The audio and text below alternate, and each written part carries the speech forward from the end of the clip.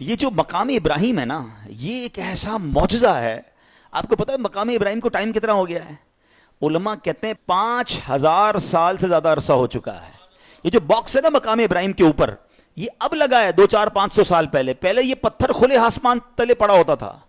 کھلے آسمان تلے ہزاروں بارشیں، ہزاروں آندھیاں، ہزاروں موسم تبدیل ہوئے، مگر کمال دیکھیں وہ پتھر میں حضرت ابراہیم کے قدموں کا نشان آج بھی ویسے ہی موجود ہے. یعنی اللہ نے نشانی کیسے باقی رکھی ہے. آپ ذرا سوچیں کہ 200-400 سال کسی عمارت کو چھوڑ دیں، وہ گر جاتی ہے، وہ ٹوٹ جاتی ہے. وہ پرانی عمارتیں کہاں چلتی ہے؟ 5000 ایئرز پرانا یہ پتھر ہے. اور اس مقام ابراہیم، یہ جنت سے آیا تھا پتھر.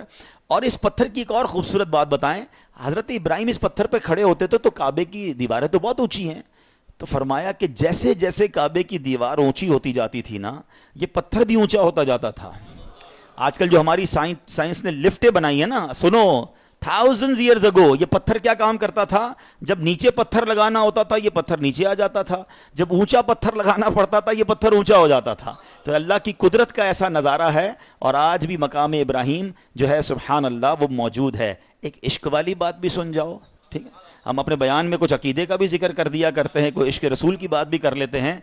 اس مقام پر نماز ادا کرنے کا، اپنی سجدہ گاہ بنانے کا قرآن حکم دیتا ہے، وَاتَّخِذُوا مِن مَّقَامِ إِبْرَاهِيمَ مُصَلًّى، اور ابراہیم کے کھڑے رہنے کی جگہ کو اپنی سجدہ گاہ بناؤ، اپنی مصلی بناؤ، یہاں نماز ادا کرو. اب مجھے بتائیے کہ جہاں حضرت ابراہیم موجود نہیں ہیں، ان کے قدموں کے نشان ہیں، اللہ اس کی عظمت کا ذکر قرآن میں کر رہا ہے.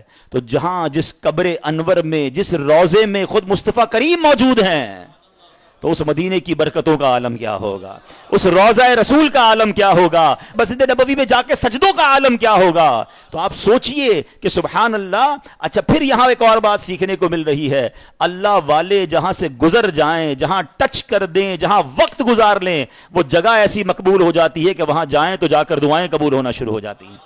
تو اگر آج کوئی مقدس مقام پر کسی اللہ کے ولی کے مزار پر جا کر اللہ سے دعا مانگ رہا ہے، تو یہ رحمتوں کے نزول کی جگہ ہے. یہ قرآن سے ہمیں سیکھنے کو مل رہا ہے.